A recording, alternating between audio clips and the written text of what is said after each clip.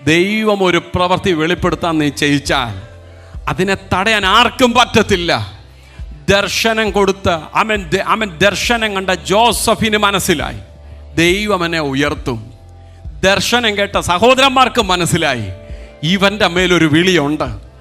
ദർശനം പ്രാപിച്ച അപ്പനോട് ഇത് ഷെയർ ചെയ്തപ്പോൾ അപ്പന് മനസ്സിലായി സാധാരണ വിളിയല്ല ജോസഫിൻ്റെ മേൽ കിടക്കുന്നത്. എന്നാൽ ദർശനമുള്ളവനെ വളരാൻ ഒരു സാഹചര്യവുമില്ലാതെ പൊട്ടക്കുഴിയിൽ ഒതുക്കപ്പെട്ടെങ്കിൽ എന്നും പൊട്ടക്കുഴിയിൽ കിടന്നില്ല. പൊത്തിഫേറയുടെ ഭവനത്തിൽ പോയെങ്കിൽ അവിടെ ഒതുങ്ങിയില്ല. കാരാഗ്രഹത്തിൽ പോയെങ്കിൽ അവിടെ 4 ചുവരുകൾക്കുള്ളിൽ എന്നും ജയിൽ പുള്ളിയായി ഒതുങ്ങിക്കിടന്നില്ല.